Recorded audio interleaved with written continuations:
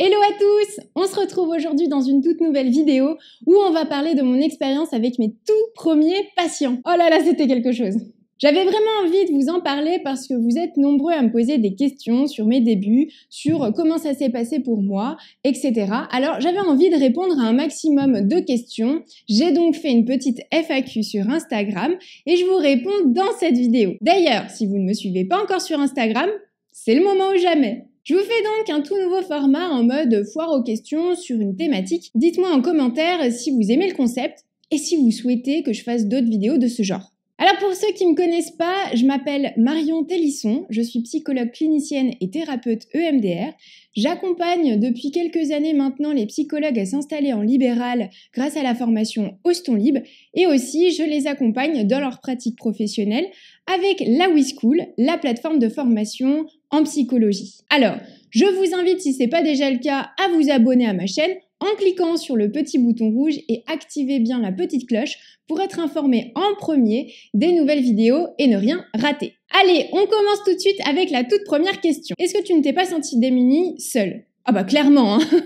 Au début, avant d'être en libéral, moi j'avais travaillé dans un UMO, c'est une unité éducative en milieu ouvert. Je vous avais d'ailleurs fait une vidéo sur mon expérience, je vous la mets juste en haut si ça vous intéresse pour aller la voir. Je bossais donc dans la protection judiciaire de la jeunesse et je devais écrire des rapports à transmettre au juge des enfants. Et je peux vous dire que quand tu débutes et que tu as cette responsabilité-là, bah t'es pas du tout au top de ta confiance, hein. J'avais déjà fait un stage dans le milieu, donc c'est vrai que ça m'avait quand même beaucoup rassurée d'avoir de l'expérience là-dedans. Mais je me sentais quand même relativement seule.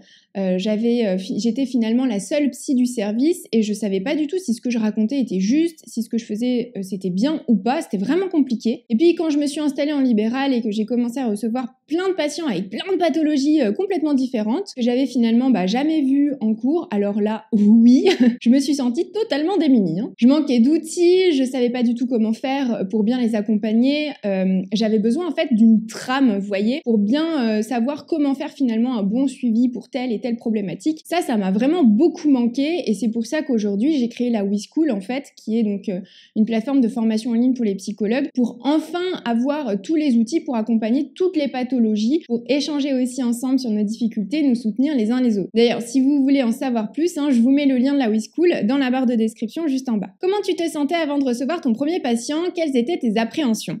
Alors, pour ma toute première patiente au cabinet, j'étais hyper stressée. En plus, c'était une personne retraitée et moi, je me disais, mais qu'est-ce que je vais bien pouvoir lui apporter? Est-ce qu'elle va pas me trouver finalement trop jeune? Est-ce que je vais pas raconter n'importe quoi? Bref, la base des questions qu'on se pose au début, vous voyez quoi. Vraiment, je me posais un milliard de questions, je me sentais pas du tout hyper confiante ni hyper légitime. Et je crois que j'avais surtout peur en fait de rien pouvoir lui apporter. Alors évidemment, j'avais aussi peur qu'elle ne revienne pas. Mais surtout, le plus important pour moi, c'était de l'accompagner au mieux. J'avais vraiment peur en fait de pas réussir à comprendre et à gérer entre guillemets sa problématique. Mais finalement, j'y suis allée, je me suis dit que de toute façon, j'avais rien à perdre. Au pire, elle ne reviendrait pas. Et puis voilà. Et finalement, elle est revenue, hein. On est resté 1 an environ en thérapie, ça s'est très bien passé. Elle a jamais mentionné une seule fois ni mon âge, ni mon expérience. Comme quoi, mes appréhensions, finalement, elles n'étaient pas du tout fondées. Est-ce que vous lui avez dit que c'était votre premier patient? Non. Je suis pas sûre du tout qu'elle ait su un jour que c'était ma première patiente. Je pense qu'un jour, je lui dirai. Bref, mais non, je l'ai pas dit, j'ai fait comme si j'étais tout à fait à l'aise, comme si ça faisait longtemps que je pratiquais, que c'était pas du tout ma première patiente, j'ai fait genre quoi. Et je pense que ça s'est pas remarqué, que c'était la première fois. Mais quoi qu'il en soit, même si elle le savait, je pense que ça aurait rien changé en réalité. Peut-être que ça m'aurait détendue finalement. Je sais pas. Mais je connais des collègues qui ont déjà dit à leurs patients que c'était leur premier et ça s'est très bien passé. Moi, je pense vraiment que l'honnêteté, c'est une bonne chose. Si vous vous sentez de dire à votre patient que c'est votre premier, faites-le, n'en ayez pas honte. De toute façon, il y a un début à tout après tout, non ? La prise de notes est-elle faite en parallèle? Alors, la prise de notes, ça va vraiment dépendre de chacun. Moi, je sais que j'en ai vraiment besoin, j'ai besoin d'écrire pendant les séances, mais certains psys, eux, prennent des notes après les séances. Donc chacun fait vraiment comme il le sent, il n'y a pas de mieux ou de moins bien. Mais pour la petite histoire, au début, j'en prenais pas du tout, parce que je venais d'une fac en fait très psycha de Lyon 2, pour ceux qui connaissent. Et on nous a appris à se laisser vraiment imprégner par ce qui se passe dans la relation, dans la séance, et de faire une prise de notes plutôt dans l'après-coup, pour voir ce qui reste. Donc moi, un peu naïve, je me suis dit, allez bon, on va le faire, faire, tentons, on verra bien. C'était hyper bizarre, je me sentais mais alors pas du tout à l'aise. Et puis un soir, quelques jours après que j'ai commencé mon libéral, je suis allée boire un verre avec mon ancienne maître de stage, et puis je lui en ai parlé. Et directement, elle m'a dit « Marion, arrête. Prends des notes pendant les séances. » Du coup, dès le lendemain, j'ai fait ça et ça m'a clairement soulagée. Je me sentais vraiment plus dedans, plus à l'aise. J'avais vraiment besoin de ce support, vous voyez, pendant les séances. Et depuis, il s'est pas passé une seule séance sans que je prenne des notes. Est-ce que tout s'est toujours bien passé ou as-tu besoin d'orienter certains patients? Ça aurait été vraiment trop beau, mais non.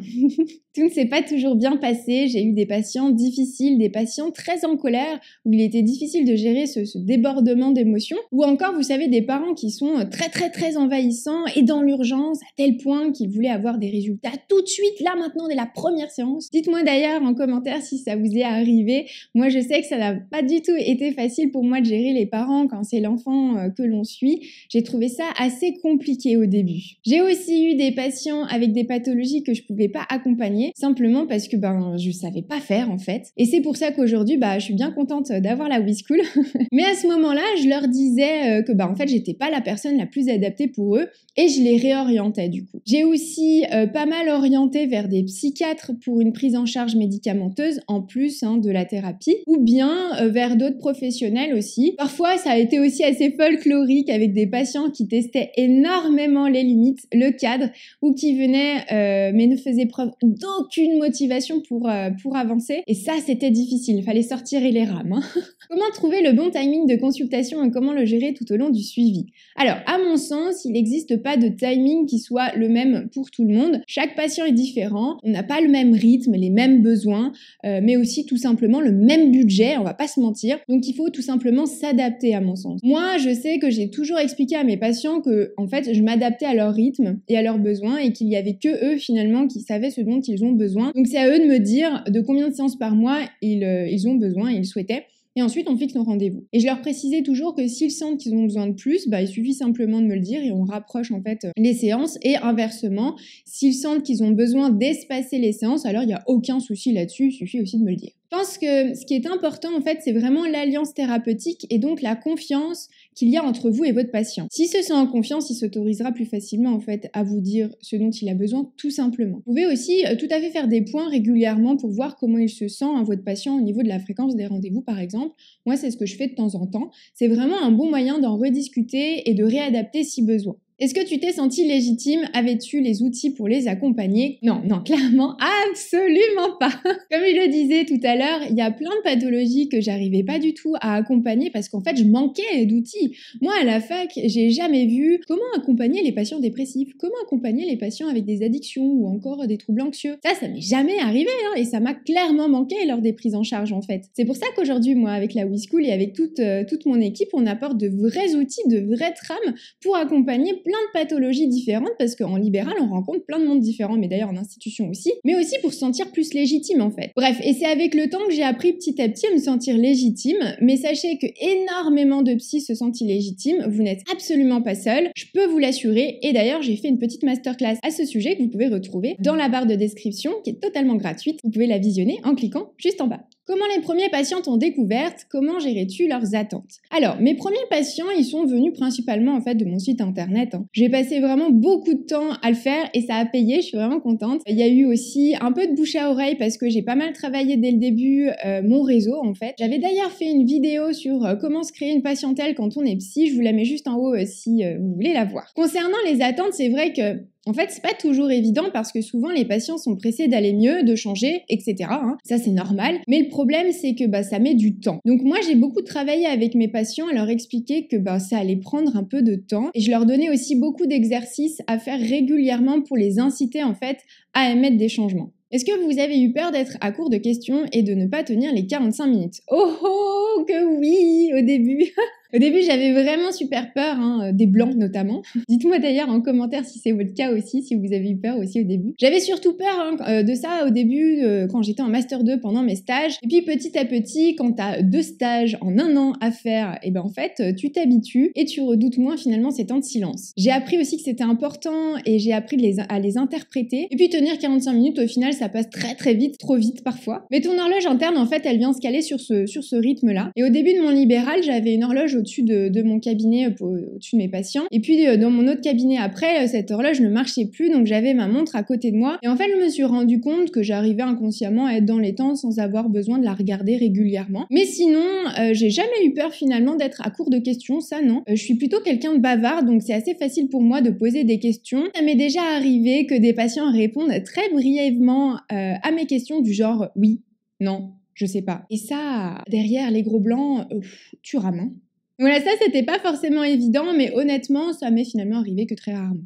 Comment se sentir légitime par rapport aux psys qui exercent depuis des années? Moi, je pense qu'il faut simplement se dire qu'on est tous différents, qu'on fait beaucoup avec qui nous sommes en fait. Et puis certains psys ont peut-être plus d'expérience, mais ça veut pas dire que vous êtes moins légitime. En tout cas, moi, c'est ce que je me disais. Je me répétais régulièrement que c'était aussi ma personnalité qui fait que les patients restent ou pas. Ce fameux feeling là, vous voyez? Bien plus finalement que l'expérience. Et c'est ça qui m'a, à mon sens, vraiment beaucoup aidé. Avec les années, referiez-vous pareil avec ces mêmes patients? Oui et non. Il y a certains moments où je pense que j'ai fait des erreurs et aujourd'hui, je les referai plus. Mais en même temps, c'est aussi grâce à ces erreurs que j'ai appris et que j'en suis là aujourd'hui. Mais non, ma pratique, ça c'est sûr, elle est clairement différente par rapport à quand j'ai commencé, ça c'est sûr. Mais ce qu'il faut que vous vous disiez, c'est que des erreurs, en fait, vous allez en faire, hein. Ça c'est tout au long de notre vie. C'est pas grave, vous apprenez et parfois les erreurs sont aussi aidantes pour vos patients, en fait. Est-ce que maintenant tu vois une évolution dans ta pratique, confiance, maturité? Oui, clairement. Aujourd'hui, j'ai beaucoup appris, j'ai beaucoup travaillé aussi sur les mêmes pathologies comme notamment les troubles anxieux, les traumas ou encore la dépression. On va dire que ces trois problématiques-là, ce sont celles que j'ai le plus bossé depuis mes tout débuts. Donc forcément, je comprends bien mieux comment ça fonctionne, quel suivi mettre en place et quels outils proposer. C'est d'ailleurs pour ça que j'avais créé tout un protocole sur le traitement des troubles anxieux que vous pouvez tout à fait retrouver en intégralité dans la WeSchool. Mais en tout cas, avec mes différentes formations, que ce soit en TCC, en EMDR ou en CNV, je me sens plus confiante et ma pratique, elle est totalement différente d'il y a 5 ans. Mais après, c'est comme tout en fait, hein. Plus on pratique et plus on se sent à l'aise. Alors bien sûr, il ne faut pas rester sur ses acquis, on est bien d'accord, et toujours continuer à se former. Mais c'est vrai que j'ai une meilleure confiance en fait. La confiance, elle s'acquiert aussi parce que quand on voit les patients aller mieux, mais franchement, ça n'a pas de prix de voir que ton patient a avancé et qu'il va beaucoup mieux. Donc forcément, ça aide à avoir plus confiance. Mais j'imagine que d'ici 5 ou 10 ans, ma pratique, elle aura encore évolué. C'est normal et c'est plutôt une bonne chose. On apprend en fait chaque jour un peu plus avec nos patients. Voilà, j'espère que cette vidéo vous aura plu. Si c'est le cas, vous pouvez me soutenir en mettant un petit pouce et à vous abonner à ma chaîne pour voir mes prochaines vidéos dès leur sortie qui maintenant se feront le dimanche. D'ailleurs, j'ai bien pris conscience qu'une vidéo sur les études du master en psychologie vous intéressait, donc sachez qu'elle arrive bientôt. Je vous retrouve tout de suite sur Instagram et je vous dis à très bientôt pour une nouvelle vidéo. Ciao, ciao!